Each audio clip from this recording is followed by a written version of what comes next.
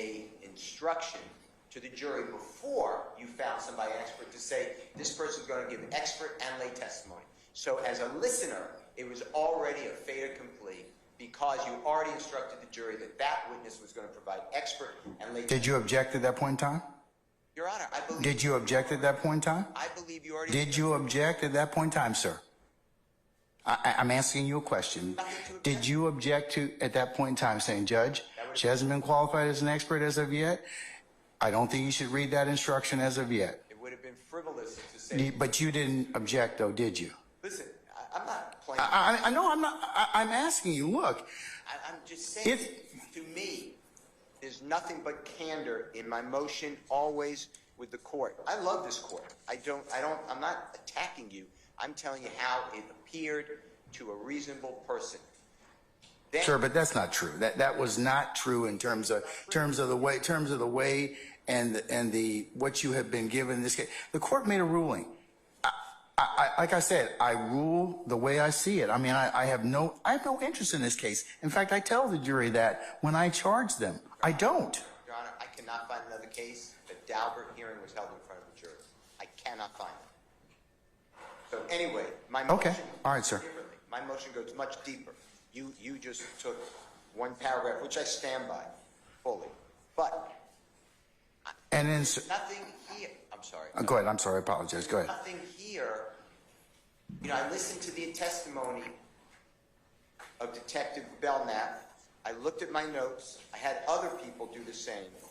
Look at their notes. I then checked it online because there's I know it's not official, but there's a video of this trial. Yeah, it's daily. I then looked at Detective Gaither's statements and testimony as my notes. I asked others, and I watched that online. Your Honor, there's no need for this witness to be an expert. All she's doing is corroborating and supporting her coworker. This is like a vouching improperly. This is like another summation, and it's coming from one of the case agents or lead detectives who is saying the exact same things. You've heard nothing. I challenge it. I put it in paragraph. I put in two different paragraphs. I put in paragraph 6. Put in paragraph 6 and 7. Yes, sir. I see that. Gaither is giving the same identical testimony as when you qualified Detective Belkanp. So I moved to strike the testimony because it is repetitive, cumulative, and prejudicial because these people, these detectives, being couched in expert and lay testimony, there is a real significant danger that the case law tells us about, that they will have an air to them to give basically multiple summations or closing arguments for the state. It's called an AURA, A-U-R-A, Special Reliability and Trustworthiness. Now the state wants to do it 3 more times with Detective Underwood, Detective or Investigator Viverito, and Detective Dennis. Because I have no report on any of them why they should be different, and the Honorable Court did order their gang experts. I did, but remember, we've gone down this road several times already. If they prepare a report, you'll get it. You wrote in your order November 17th. Please check it, because if I'm wrong, I'm not trying to be wrong. No. I'm going by my memory. It's November 17th, 2023. I see it in my mind's eye. I have this great memory. It's in the very bottom last paragraph. And you wrote that all reports, including gang experts, they must be written. So this way we understand what is the difference between 1, 2, 3, 4, and 5. And instead, what I'm getting, Your Honor, as a viewer and as an advocate in the case, is I'm getting an unfair trial because it's repetitive vouching, bolstering. I don't know. But it's the state's theory of the case. When a person became a fact witness and an expert witness, and then you allowed over objection the state to say how they did their investigation, and when I retired, it was still ongoing, and we noticed that people wouldn't speak with us. This is everything you hear when a prosecutor gives her summation or closing argument. But that's part of the investigation. I mean, that was and the jury's free to believe or don't believe this. I mean, in terms of the backstory of this particular case or how it developed, which the state has to prove. The investigation in every case is irrelevant. It's the conclusions, the results, but how they go about it. Today we watched this home and we saw Jeffrey Williams come out of the home. That's irrelevant. We saw Jeffrey Williams come out of the home along with a co-conspirator. They were carrying choppers. That may be relevant, but that's not what's going on here. It is. We saw this uptick in crime. There's a war going on. I'm objecting to these things, but the jury hears them. That's my position. Okay. And you know, paragraph number 5, the way it came out, the sequencing of it, that person was already qualified. The sequencing, because otherwise, why give that instruction that you're about to hear from this expert and lay witness, and you have to. Well, that would have been a challenge for me at that point in time, but you didn't object to it. But yes, you're absolutely right. It probably would have been something that I would have probably had to think about. So yes, but I still gave you the opportunity to voir dire the witness and make that particular record prior to my ruling. And I waived that opportunity intelligently, knowingly, because the jury was here. But I did ask you if I can have a out of the presence of the jury hearing to determine expertise, and you said no. And it's all on the record. I know that, and I made that decision. I did. And then I did a corresponding decision. And Your Honor, with that being said, I would like you to strike the former detective Gaither's expert testimony. It is nothing but cumulative. And I would ask you to please put on your docket time that we can understand why are we going to have potentially 3 more similar experts. If you then file a motion on that, and we'll. It's in this motion to strike. It's in the motion that you're referring to right now. It's a motion to strike purported expert Gaither's testimony and to prevent any additional expert quote-unquote testimony from supposed gang experts from the City of Atlanta Police Department. The reason is we're not having like an expert from Canada and then an expert from California and then an expert from City of Atlanta Police Department. These they should all be the same. They work together. It's like saying Keith Adams and Brian Steele, you put us up, we're going to have the same ideas on this case. You know, we work together. So it's cumulative. That was my All right, sir. Okay. I want to thank you, and I hope you now understand. I understand, sir. I do. That I was not. I do. I understand. I understand the other basis for your motion. State. Thank you, Judge.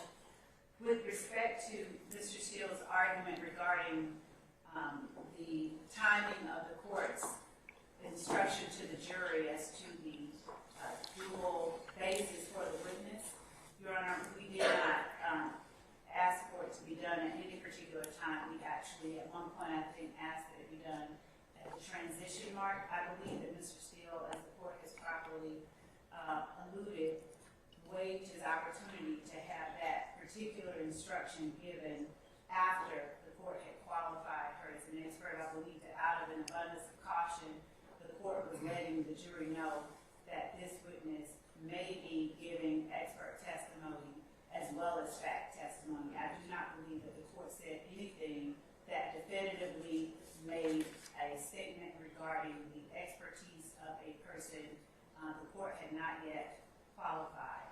The court is correct. There's not even a need to hold a Daubert hearing at all. Certainly not. It is not necessary that it be pre-trial, but here we do want to make sure that these matters are attended to so that there is no issue further down the line. And I believe that the court properly handled handling and qualifying this particular witness as an expert. Secondly, as to the motion to strike the testimony because it is cumulative, I see no legal basis within the motion that Mr. Steele filed for any such draconian act on the part of the court.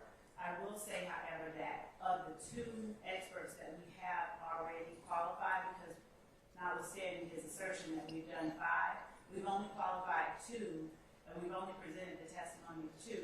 Those 2 experts have 2 very different backgrounds. They are testifying about 2 very specific sets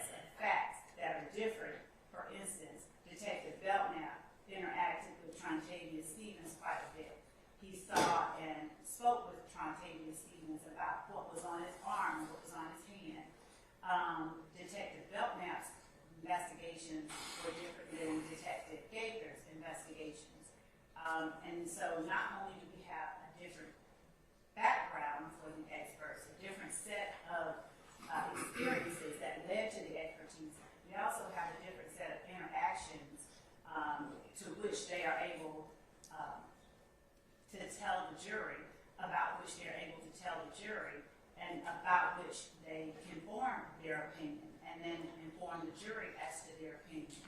Your Honor, the notion that the fact that we have more than one expert in a particular area, because this particular indictment spans a long length of time and a large number of acts, in no way makes either of the experts that we are tendering irrelevant or cumulative or inadmissible. So we would ask that the court find that the court has ruled on many of the matters that Mr. Steele has in his motion, and that this motion is really a motion to revisit the court's prior ruling. So we ask that the court dismiss that motion on that basis.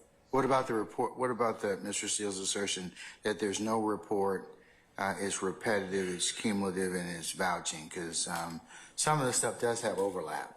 Two things. I'll start from the bottom and work up. Repetitive, cumulative, and vouching. None of what this detective says comments on the veracity, the expertise, the anything of anything that Detective Belkanp said. We won't be overlapping when they are working at the same law enforcement agency. Some of the training that they experience, some of the people that they encounter will overlap, but their experiences are unique to each expert themselves. And if it were the case that we had two experts talking about the same exact set of facts, giving an opinion about the same set of facts, and they had had the same training, experience, and background, perhaps we'd be in a different circumstance, but we don't have that at all. As you can see, Detective Belkamp's training was very much classroom oriented. He had training in the field, but his training was heavily weighted and slated towards the hours that he has received of specific game training via GGIA and other sources, whereas Detective Gaither received 40 hours, and then she has been clear throughout. The majority of her training has been her interactions with the people in the community, her interviews with, contact with actual gang members who were freer to talk to her because of her proactive policing style that she has employed since she began with the Atlanta Police Department at the Zone 4 Evening Watch Patrol Unit. So where a jury has to make determinations about